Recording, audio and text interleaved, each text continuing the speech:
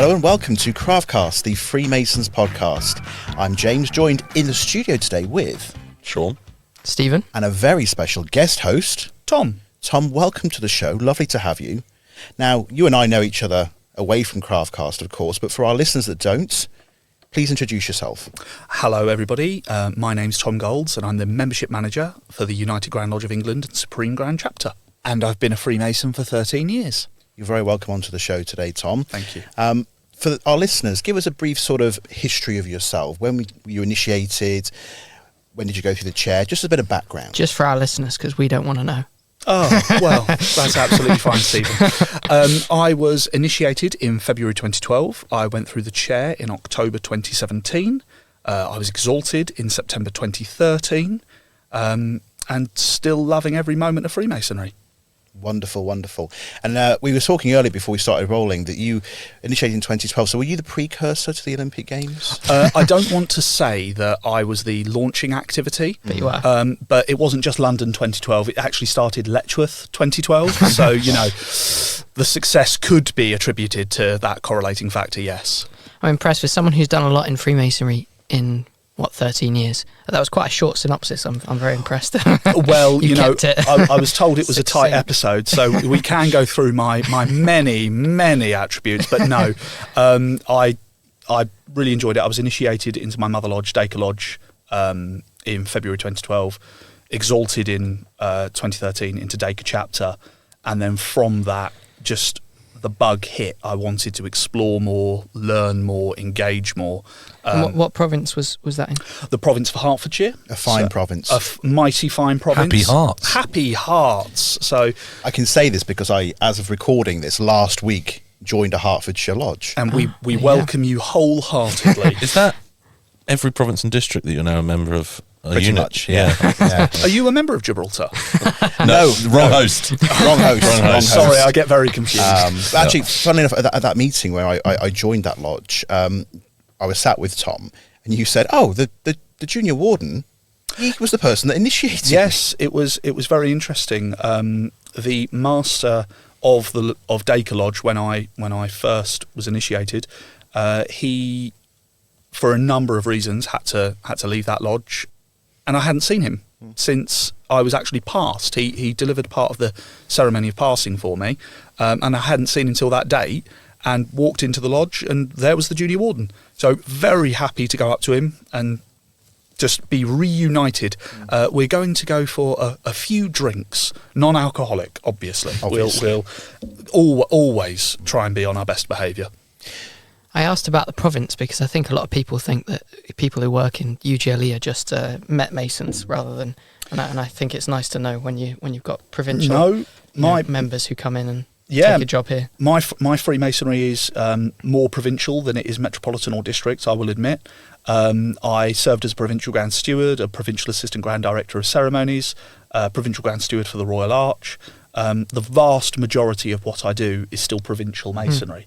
And the UGLE staff body is made up of many members that aren't from Metropolitan Grand Lodge, but it's also made up of a number of non-Masons. So we have a significant number of members of staff that aren't Freemasons who Marta, give us for that example. out the world example. Yes, and Marta, the fantastic producer of Craftcast, is a brilliant asset to have because it's a regular reminder of how we can communicate and engage with those people that aren't Freemasons. Yeah. So, yes, very, very good. So, Tom, talk to us about what your sort of day-to-day role involves, because membership manager for UGLE and Supreme Grand Chapter, that's a very broad term, and I'm sure it involves quite a lot of things. Give us sort of the synopsis of what your day-to-day looks like. So, my day-to-day is, well, no day is ever the same in this role, which is just fantastic. My role is to support provinces, districts and Metropolitan Grand Lodge to understand their membership challenge. There's a lot of data that goes into it, so looking at the registrations, looking at the ins and the outs of our memberships, but also the identification of good and great practice from across the Constitution. So if there are similar sized provinces, one that's doing something particularly well and a province that could be doing with a little bit more support, if we're able to identify this province has that many members or this many lodges, there's similarities to share between them, we can share that practice and act as a conduit for improvement across our entire body. But it isn't just about the membership, it's about the experience as well. Working with learning and development officers, mentors, to help them engage their membership at a provincial, district or metropolitan level to improve the quality of Freemasonry across all of our lodges and outside the lodge room. One of the things we were talking about earlier, because you just referenced two of the provincial officers there, the provincial mentor and the learning and development officer. And of course, we've got a new role now, the membership officer in the lodges. I think there can be some confusion, right, about which of those do what and who is responsible for which parts of the membership experience. And could you give some advice to those listening around that? No, absolutely. I mean, if you look at these offices as standalone things, it does become very confusing. Well, I'm responsible for this, but I'm responsible for that. And you don't really know who does what. But what we need to consider is that the membership journey is continuing. It isn't just a beginning, a middle and an end. It's cyclical. People's enjoyment and understanding of Freemasonry goes through an attraction phase. It goes through an engagement phase. And occasionally, it might need to go through a retention phase. The membership officer is predominantly used for the attraction of Freemasonry.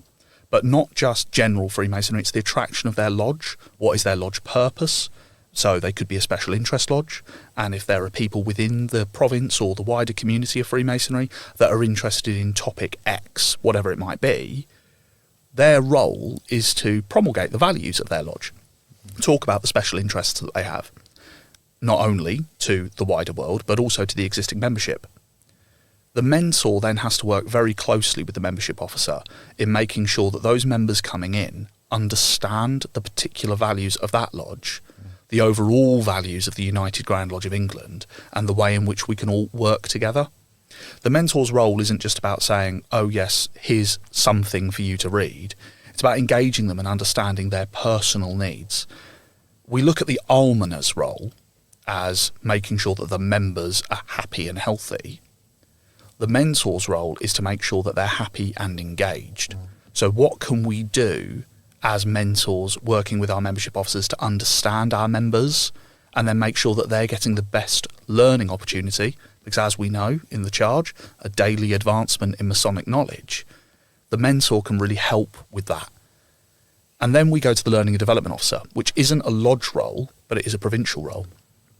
Their responsibility is to make sure that Freemasonry's traditions are being shared, upheld and understood by promoting lectures within their province, by looking at what's happening in other provinces and encouraging their members, not just the newest Entered Apprentice, but the most senior members of the province to engage in more learning so they can have personal development within their Masonic activity. So my role is to help that chug along, to make sure that these roles can work together, but also to try and dispel the idea that I do this and you do that and never the twain shall meet.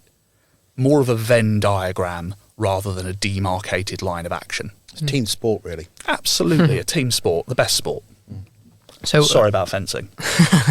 So at provincial level then, you mentioned a lot of that was obviously at a lodge level. At provincial level, for example, a membership officer, mentor, learning development officer, obviously still a Venn diagram, but how would a membership officer support their membership officers? Is it just about supporting the individual lodge membership officers or providing a more sort of holistic experience for the province?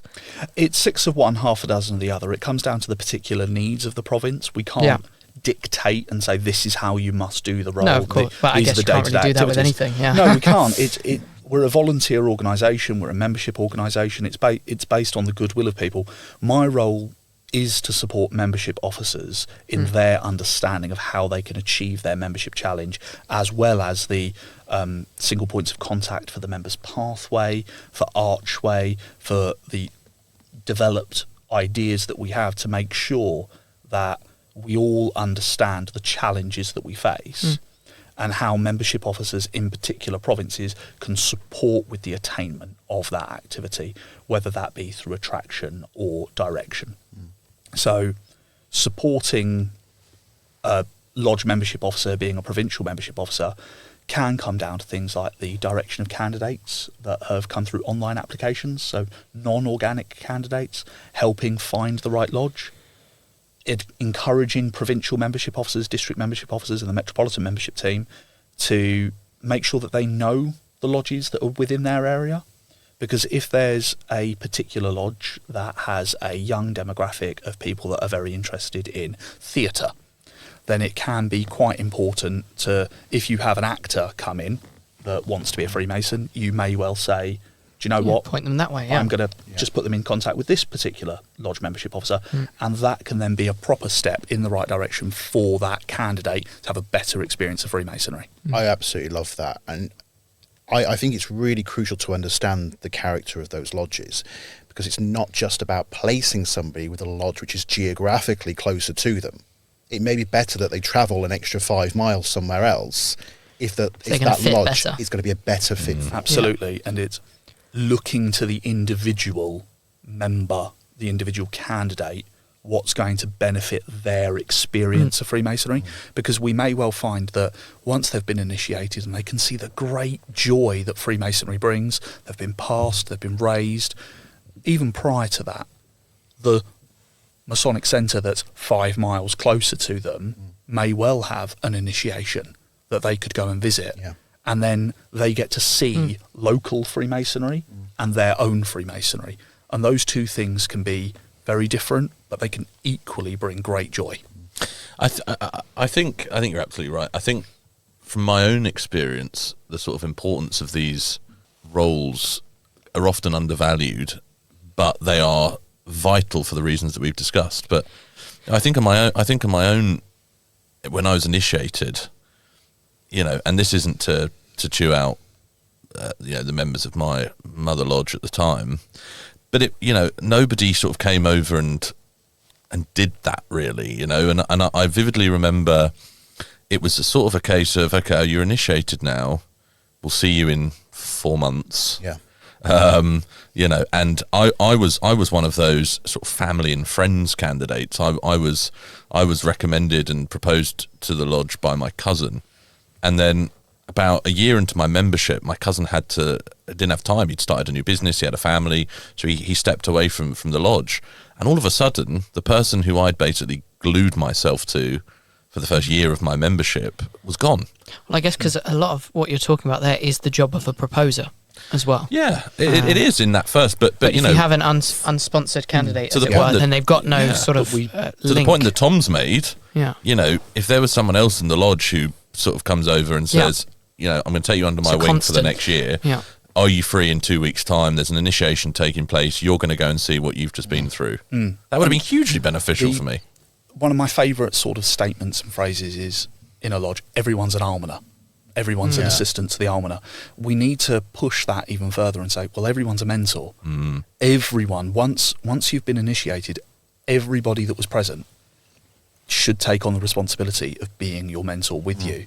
There should be this idea of support and network. I mean, years ago, we had a young university scheme member in one of my lodges.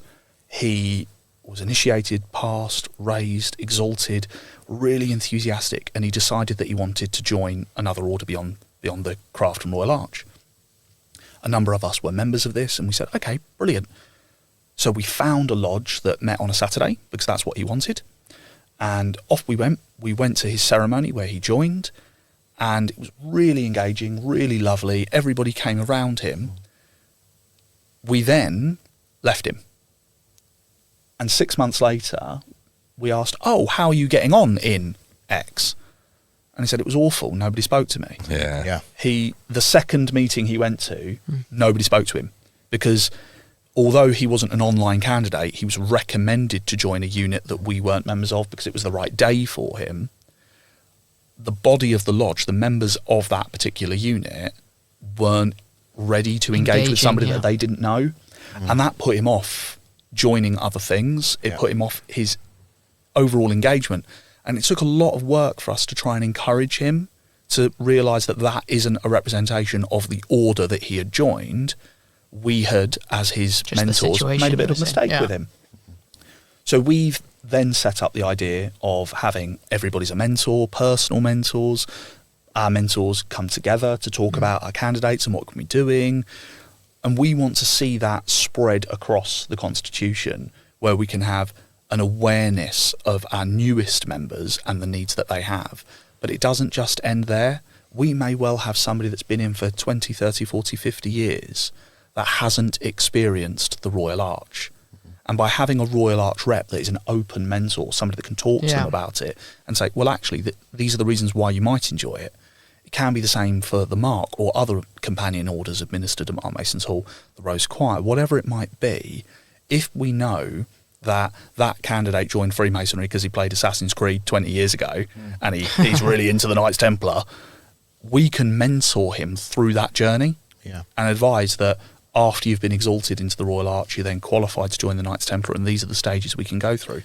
I think it's super important to understand what motivates people. And that's what mentors can provide. I know somebody that was initiated a little while ago now, and initiated, great initiation ceremony, and then basically just sort of, okay, you sit over there and you'll be a steward and we'll decide what happens to you. It's like, well, find out about me a little bit, and what motivates me and how I can contribute to the lodge from an early stage. And that can provide the future of the lodge as well. I mean, we constantly talk about the ladder and becoming an officer and all of those sorts of things. The tapestry of Freemasonry is made up of so many different fabrics. We have some fantastic ritualists. I mean, in the room right now, we have an amazing DC. Thank you. I am. Thank you. We've got people that really enjoy taking part in the ceremonial activity. And then we have people that don't enjoy it as much because they don't have the confidence to learn the lines or remember particular parts of the ceremony, but they're fantastic administrators, secretaries, almoners, charity stewards, treasurers, a job that I would really not want to be a treasurer. But if you've got somebody that's really good at it, and that's what they enjoy, and they like numbers for whatever reason, that's what they're alien to you. Alien to me entirely. Love a number. But without a treasurer, a lodge really struggles. Yeah, of course. So if you identify at an early stage that this brother who is initiated does struggle with his confidence in getting up, you can encourage the working tools or whatever it might be. But we don't have to then go, oh, well, you can just be a steward for the next 20 years. We can mentor him to become an assistant to the charity steward, an assistant to the treasurer, whatever it might be, to become the best Freemason he can be. I think it's also important to actually engage them in the conversation about where they want to go. Absolutely. So you get to know them, but also, what do you want to get involved with? I absolutely hate it, and I'll be brutal and say I hate it when there's a committee of 5 or 6 past masters who just make all the decisions about everybody's trajectory in a lodge. I think that's absolutely ridiculous. The individual has to be constantly considered because ultimately it's their membership and their membership journey. Yeah. And we, as the past masters of a lodge or the people supporting them, are there to do just that, support them in enjoying their Freemasonry. Well, I think often committees and past masters will just assume, okay, well, they've been senior deacon, they'll just go to junior warden next and end off. But maybe that person would like to do another year of deacon because they really enjoy it. And if that's possible, you should facilitate that. And without going down the obvious, that's a very yes-if approach. Yeah. Not a, no, you must go on to be junior warden because you've been senior deacon. Yeah. We need to look more at the flexibility of the management of our lodges, the progression of our members, where they are in their personal lives. We are fully aware that sociologically we are in a different world to where we were even 10 years ago. Work limitations, financial limitations, time limitations are huge. We have members that are having young families, and that must come first. Yeah. They have work priorities. That must be a consideration before their commitment to Freemasonry. We are a fantastic organisation to supplement and support those key things in life. But if you are inner guard of your lodge and you grow a young family, you have job circumstances that change, whatever it might be, the pressure to become junior deacon should be the last thing in your mind.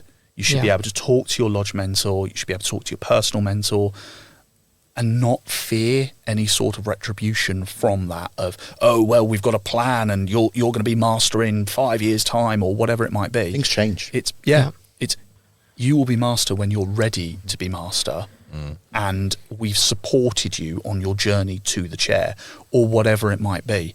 Circumstances change. We need, as lodges, to adapt with them. Well, I like the quote from John Lennon that life is what happens when you're busy making plans. So you can as a committee you can make all the plans you like, but someone decides to move country because of work, that could just immediately ruin everything. and there are circumstances that are beyond our control. Yeah. And what we need to do is keep people happy with what they're doing with their masonry. Well, 5 years ago today, we were weeks away from something that would change the world irrevocably in COVID. Who saw that coming realistically? So. And I'm sure UGLE, in fact, must have had plenty of plans for this meeting and that meeting and this campaign and whatever. And obviously everything just changed in the blink of an eye. Oh, yeah, hugely. A very different jump, really. I'd be interested on your take, on all of your takes, really, on this. But I think there's been a prevailing opinion amongst a number of young people I've spoken to that they'd like a buddy. So I was curious what you'd think of a buddy system for those who have, because obviously a proposer again is sort of the buddy to someone that they've proposed. But for unsponsored candidates, maybe university scheme lodges, other lodges that often receive candidates who are from the province, unsponsored as we've termed them. Yeah. What do you think of having a buddy system where you allot a mentor for that person? I think it's a good idea, a personal mentor, buddy, whatever you want to call it. And you make a good point about unsponsored candidates. I'd say a couple of things on that. First of all, correct me if I'm wrong, Tom, but I'm pretty sure that nationally unsponsored candidates actually tend to stay more than sponsored candidates because they've made the effort to want to join themselves. Yeah, we've got quite a lot of statistics that are demonstrating unsponsored candidates are maintaining their membership. But of course, the reverse side of that is that the traditional role of the proposer is sort of flipped on its head because I might be your proposer, but I don't know. But I may have only met you twice. Yeah. And so getting you partnered up with somebody who's perhaps more experienced than you, but maybe of a similar age to you or a similar demographic to you, or whatever works for you to form a closer relationship, that could also work. Well, we can look at it in other elements and walks of life. When you join a new job, you're giving a buddy to work with, somebody in your department, maybe a senior, maybe somebody that works alongside you to show you the ropes. In my former profession as a teacher, we used to encourage any new students or in-year transfers that we had. We would tie them up with other students that would be in their form group. Yeah. They were interested in studying the same thing, particularly if they were a GCSE student coming in. We would ally them with somebody that was studying similar GCSEs to them so that they would have somebody to align with. That's not only the same in work, not only the same in school, it's also the same in other hobby activities. It's not rugby. A new concept it's outside not a new of concept. Freemasonry. If you're playing rugby with somebody and you join a new team and you're a winger, you immediately get teamed up with the other wingers. You immediately get teamed up with people that are playing your position so you can learn the ropes, learn the moves, learn the plays that you've got. And you build that camaraderie. Freemasonry needs to emulate that activity of we are all in it together. Just because I'm the ranking officer doesn't mean I can't go and sit next to the Entered Apprentice. So I think on that with the buddy idea, if you look at other orders, if you look at the Royal Arch and then you look at companion orders such as the Mark and other orders under Mark Mason's Hall, you often get the membership challenge there too, and potentially if you have a buddy, I don't like the idea. I think if you get in some of the orders where you get people who are just they end up having their arm twist and they join this order or they join that order and they're not really passionate about it, but they just know someone and they go, oh well, you should join this because we need members and you're a good guy and you will enjoy it because I enjoy it. Whereas if you have a buddy who can really mentor them and they get to know their individual motivations, there might be someone who really enjoys one order because they love the history of it or they love the ethos of it more than a different one. So part of the role of the provincial mentor that we're looking at and the way in which we can support the lodge mentors in their understanding is by gathering together people that are passionate about orders beyond the craft. So the companion orders administered by Mark Mason's Hall, Rose Choir and the others, it's really important that we understand them and we're able to succinctly explain what that is to the candidate looking to go on. Yeah. The Royal Arch is understood by our provincial mentors. It's understood by our lodge mentors, and we encourage people to complete their journey in pure ancient masonry. Because that's also an easier step in the sense that it's intrinsically linked, and therefore it would make sense. But some of the others are less clear. And what we need to be supporting them with these buddies, with these mentors, as membership officers, our membership officers and our mentors need to be working with their Royal Arch counterparts to identify appropriate chapters. And that might not be the namesake chapter. My mother chapter and my mother lodge don't meet on the same day of the week. My mother lodge is a Saturday. That really works for me. My mother chapter is a Thursday.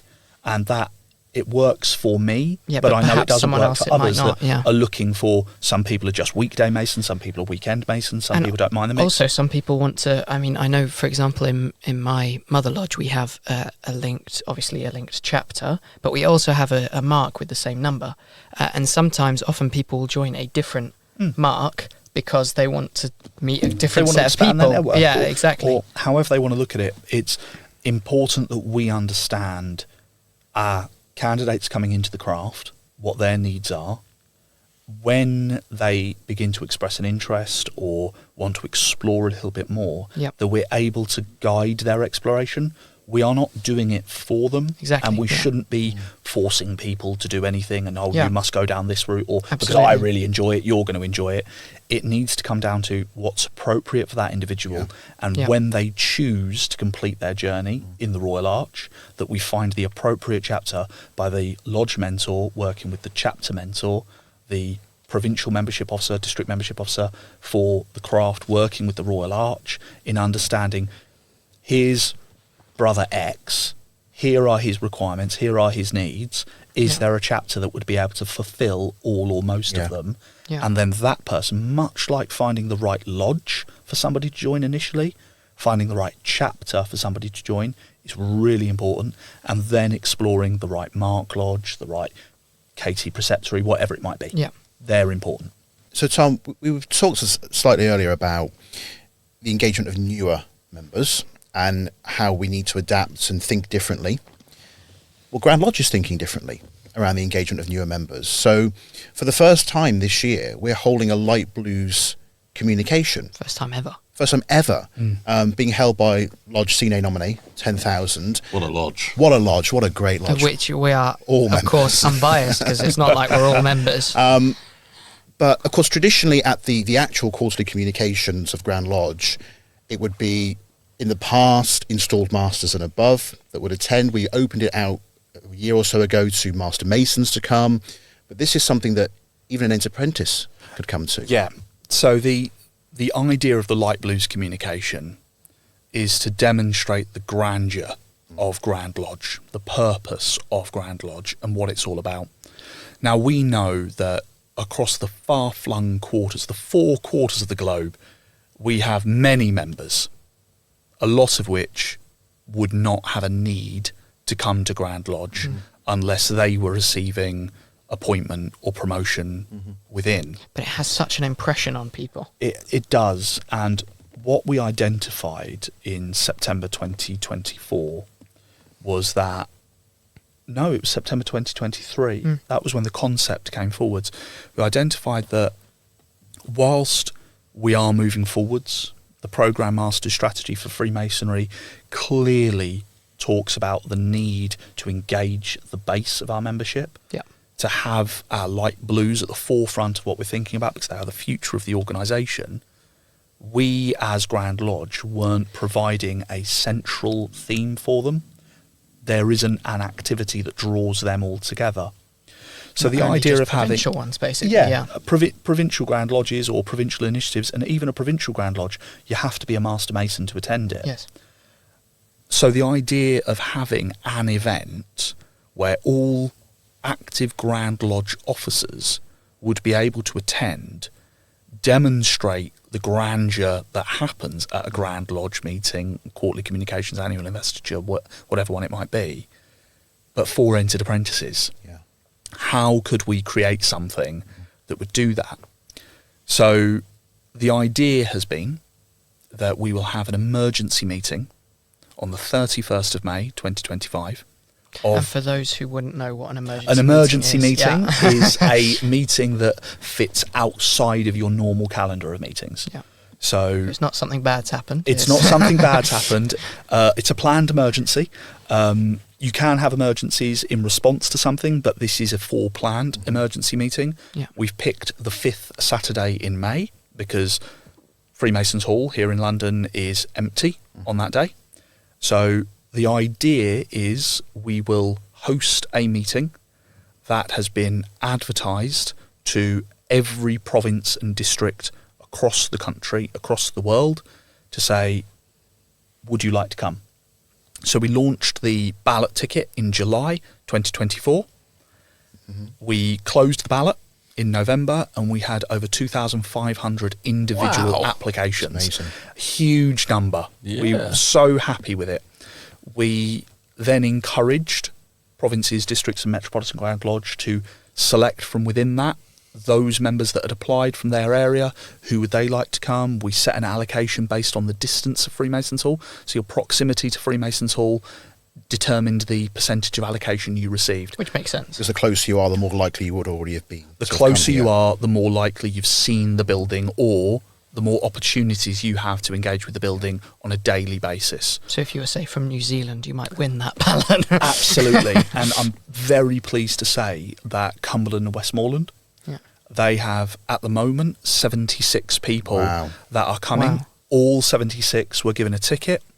32 of them have never been to London before, let alone seen the building. Yeah, bear in mind, I mean, for those of you that aren't from the UK, that's over 300 miles away, isn't it? Yeah. And Which probably doesn't sound a great deal to our American listeners, but for us, by European standards, that's a long way to by go. Network Rail standards, that is an infinite journey. And we're very, very happy with that. We have brethren coming from West Wales. The province of West Wales have organised overnight trips, accommodation. They've done a huge amount to encourage the farther flung areas of our constitution to have every opportunity to attend this. Well, I think having known other sort of young members who have attended Grand Lodge, and even from my own experience, I'm privileged enough that I've been here, as I am now, quite a few times, because of Craftcast, because as a district officer I go with my district team sometimes, with the district Grand Master. But people who have been for the first time go, wow, that was incredible. Yeah. And even though I've been lots of times, I still go, wow, that was incredible. It is an awe-inspiring building, but to be in the Grand Temple when it's full, because we have a wait list now. Every single seat in that room has been sold. Yeah. And the event is an encouragement to try and say, let's make the unique asset, let's make Freemasons Hall as available as we can to the membership. Yeah. So on the day, we're doing things very differently to how we would do them at a quarterly communication or annual investiture. The Grand Officers' robing room isn't for Grand Officers. The past Grand Officers' robing room isn't a changing space. The tower entrance cloakroom isn't where people are getting changed. Provinces have been allocated particular temples across the building. So there are lodge rooms that are dedicated to particular provinces, districts, Metropolitan Grand Lodge, where they will get changed. At 12:30, everybody will come down to the Grand Temple. They'll take their allocated seating, and then after the meeting, they'll go back up, and then we're all dining in Freemasons Hall with a buffet and a couple of drinks each for £15. So we've really, which is also excellent. The price wise, in London, put a lot of effort in to try and identify the appropriate buffet that we can have, the way in which we're going to have our drinks. The amount of service that has been provided by Freemasons Hall for this event is exceptional. Oh yeah, it's incredible. But what that will mean is, by everybody dining here, we all get to see the building and different elements of the building and how it works. By opening up the lodge rooms that some members wouldn't necessarily get to see, if they're only coming here for their provincial meeting or a quarterly communication, they would go into the tower entrance, they'd get changed, they'd go up to the Grand Temple, and they might go to the bar afterwards. What we're encouraging is full access to the building. Yeah, We're having guided tours for certain groups that are coming in. The shop is being opened up to enable more access for people to explore their regalia, explore their options, whatever it is that they might have. But within all of that, the thing that I think is going to be truly brilliant is that when we're having the buffet afterwards in our designated areas, the rulers are then going to come and join each of the areas. They are going out on circuit to come and meet the brethren, and they're not going to sit on a top table. There isn't going to be a standard or traditional festive board. The rulers are going to come and meet the members and say, what do you enjoy about your Freemasonry? Yeah. This event was designed to support the Programme Master strategy of enabling the membership to have a voice directly to the rulers. Love that. One of the very exciting things that we're looking at to make the day more exciting than it already is to enable as many people to participate in the functions of Grand Lodge. And let's face it, one of the key, glorious and profound functions of the United Grand Lodge of England is Craftcast, the Masonic podcast. Which you're not saying just because we're all saying I'm not saying because Sean's looking at me right now. But one of the fantastic ideas that have been presented by the Craftcast team is the opportunity to do a live recorded episode of Craftcast from the Grand Temple on the day after the buffet. So don't book your flights home. Don't book your flights or trains home just yet. Planes, trains and automobiles can wait because you could be invited to the live recorded episode of Craftcast, the Masonic podcast. It's actually the Freemasons podcast, Tom. So yes, you could be invited to a live recording of Craftcast, the Freemasons podcast. So don't book your flights back, or your trains back, or your automobiles back yet. The phrase is planes, trains, and automobiles, but because you No, I've seen the movie recently, actually. And also, there's a very regular tube and train service, so you wouldn't really have to book if you were getting the tube. But yeah. All right, Sean. We don't all live in London. Or the bus. Bus is good. Bus is good. So before we finish, I would just like to do a quick fire. What is your favourite thing, Sean? I'll come to you first. Because you weren't looking like you weren't paying attention. So. How dare you, sir? How so dare I'll pick on you. Quick fire. What is your favourite thing about a quarterly communication? My favourite thing about a quarterly communication is hearing the national anthem. Damn, you stole mine. That's also You're coming to me first. I should have gone to myself. Is hearing the national anthem and a full Grand Temple belting it out as you would hear it if England were playing Germany at Wembley Stadium. It's memorable. It's an for the rest of your life. amazing sound. Yeah. It's very close second to that is something we've discussed previously on this podcast. Hang on, this was quick fire. Hang on, I'm stealing everyone's answers actually. The proclamation of the Grand Master by the GDC. That's pretty cool. Very special moment. Okay, quick fire, James. The procession of the Grand Officers, I think, is very impressive. Yeah, you can pick the same one if you want. No, you can't. But I would Tom say was going to say that clearly. Well, the three things that I was going to say have all been stolen by Sean taking up two. Genuinely, and I mean this, it isn't necessarily the meeting itself, it's the camaraderie of our constitution. Getting to see people from all over the place, all over the world, enjoying their Freemasonry and this thing that binds us all together. And I find that awe-inspiring that this institution has been able to do that for so long, and yet it still remains so exciting to everybody that gets to be there. Sorry, I just thought of something funny. We'll go to Stephen and it'll be like, the seats are quite nice. I got to sit on the dais. Well, it's definitely National Anthem, just sort of life-changing experience for me. Yeah. All right, a new one, I guess. He's going to say Jerusalem when we sing Jerusalem. Yeah. It's sort of camaraderie, but it's still unique, so bear with me. You said this was quick fire. Well, I gave you a quick fire and you said it wasn't good enough, so I'm giving you another one.